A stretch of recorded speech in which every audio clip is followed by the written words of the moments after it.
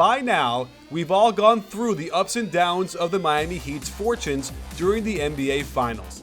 One thing everyone seems to agree upon is that LeBron James brought his A game, while the rest of his teammates failed to give him adequate support. Looking at his overall numbers, it's easy to see why you'd feel that he did his best to carry the team.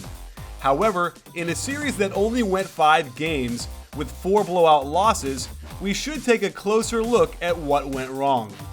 Without question, the Heat have come to rely on LeBron James for much of their offense, and that's not a bad thing considering he is currently the best player on the planet.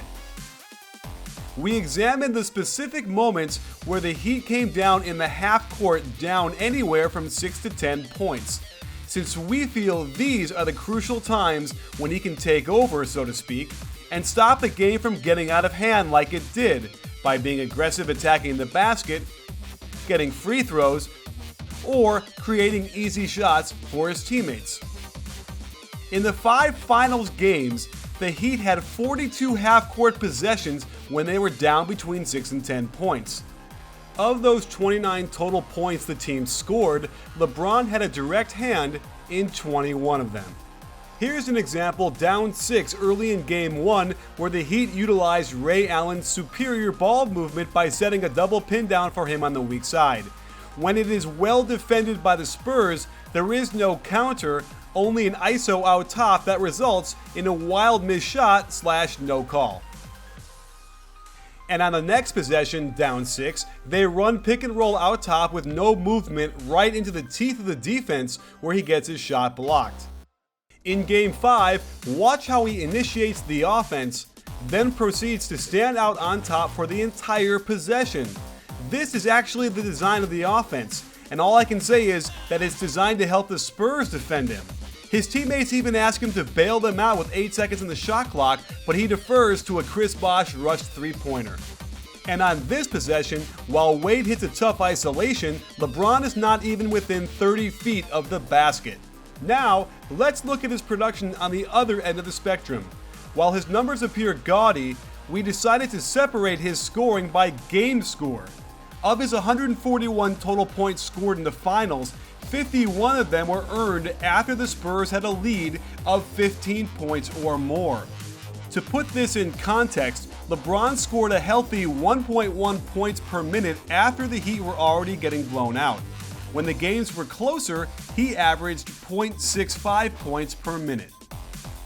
His incredible 19-point outburst in the third quarter of Game 4 meant very little considering it only cut the lead to as low as 13, and that lasted all of 19 seconds. Now, let's turn to his post-ups, a weapon that turned everything around for the Heat back in 2012 and reached even greater heights in 2013. During the regular season, LeBron posted up 14% of the time and was among the elite in efficiency. In the playoffs, he continued to destroy opponents at the same rate. However, in the finals, according to Synergy, he posted up 14 possessions out of 123 total.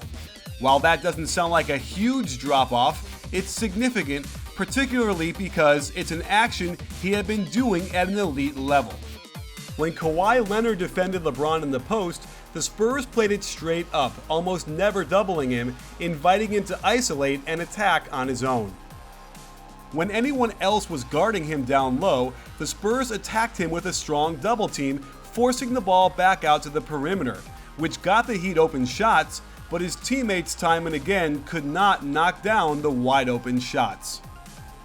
But the Heat as a team seemed confused at times when posting LeBron up, as Ray Allen wouldn't cut through and his man Kawhi Leonard bothered him into a turnover. And this brings us to our next point. The Heat never ran all their goodies that we'd seen over the past 2 years work to perfection. It was rare when they got LeBron at the left elbow and horns where he'd been devastating in the past.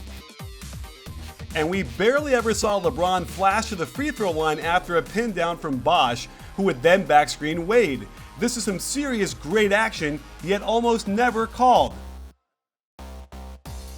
And finally, their play when Ray Allen sets a ball screen that turns into a flare screen for him is absolute gold. Yet they started playing around with Chalmers or even LeBron James in the Ray Allen role, and it just didn't work nearly as well. If it ain't broke, don't fix it. So, as you look at LeBron's numbers from this year's finals, take a second to reflect on the process. I kept thinking the Heat were saving their best stuff for the finals, yet they never broke it out when they needed it. LeBron James is great, despite what offense they run, but now they're realizing he alone can't generate enough points against an elite team to be successful. It sounds like their solution is to go out and buy more talent, when there's so much more to be done without looking past their own front door.